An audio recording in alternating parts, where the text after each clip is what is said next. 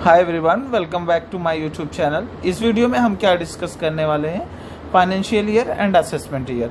वो basically financial years क्या होता है, मतलब एक 12 मंथ्स का पीरियड होता है विद इन विच गवर्नमेंट ने प्रिस्क्राइब कर रखा है कि आपका जो भी इनकम अर्न होगा उसका एक पैटर्न बना रखा है कि मतलब हम इसको एक ईयर जैसे कैलेंडर ईयर होता है। मतलब इंडिया में क्या सिस्टम है, फाइनेंशियल ईयर बिगिन होता है अप्रैल से मार्च तक। तो अभी जैसे अभी वाला ईयर गया तो अप्रैल 22 से मार्च 23, तो ये फाइनेंशियल हो गया। एंड वही अब्रॉड जैसे आप यूएस का एग्जांपल लो तो वहाँ जैन से स्टार्ट होता है एंड दिसंबर में एंड हो जाता है, तो वहाँ पे ये कॉन्सेप्ट्स है।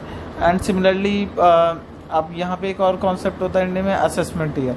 मतलब आप जस्ट लॉजिकली सोचो, जैसे आपने इनकम अर्न की है ड्यूरिंग द ईयर 22-23, जैसे गवर्नमेंट ने ये प्रिस्क्राइब क्यों कर रखा है कि असेसमेंट ईयर बेसिकली आपने जो भी इनकम अर्न की है, सपोज करो ड्यूरिंग द फाइनेंशियल ईयर 22-23, तो उसको एक पर्टिकुलर ईयर में असेस भी करना है। मतलब उसका एक असेसमेंट होना चाहिए कि हाँ आपको उस पर टैक्सेस अगर आपके ऊपर ड्यू है तो वो कैसे पे करना है, एंड कब तक आपको उसका पूरा गवर्नमेंट को detail in the form of ITR filing देना है, तो वो उसके लिए एक असेसमेंट ईयर प्रिस्क्राइब कर रखा है।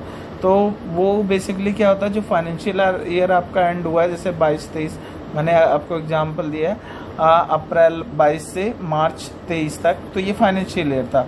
तो असेसमेंट ईयर क्या होता है, उससे एक ईयर आगे, ऑल्दो आप अभी हो जैसे अप्रैल 23, अभी जैसे चल रहा अगस्त 23, तो अप्रैल के बाद जो है मार्च एंड हुआ मार्च 23, तो क्या लग जाएगा वो इनकम टैक्स के रूल के अकॉर्डिंग अगर वो जो इनकम असेस करना होगा अप्रैल 22 से मार्च 23 की, उसके लिए असेसमेंट ईयर लग जाएगा।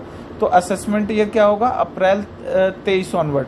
तो असेसमेंट ईयर उससे एक साल आगे होता है, ऑल्दो आप करंट ईयर में हो, तो इस केस में असेसमेंट ईयर हो जाएगा 23-24।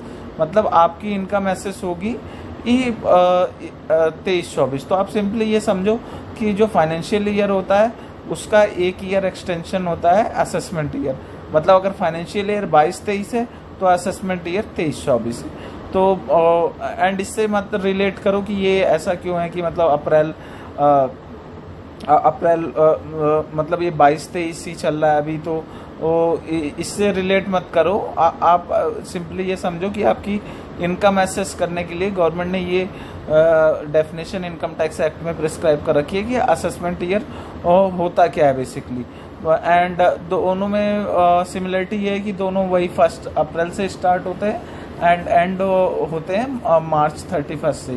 तो बेसिकली इन नटसेल अगर मैं बोलना चाहूँगा तो just 1 year extension of financial year. अगर फाइनेंशियल ईयर 22-23 है तो आप बस 23 में एक ऐड कर दो और आपका वो असेसमेंट ईयर हो गया। तो 23-24 आपका असेसमेंट ईयर हो गया। जस्ट सिंपली उस ईयर में आपकी जो भी आपने 22-23 में इनकम अर्न की होती है वो असेस होती है एक साल आगे, मतलब 23-24 में। That's all in this video. Thank you so much. If you like this initiative, please do like, share and subscribe my YouTube channel. Thank you so much.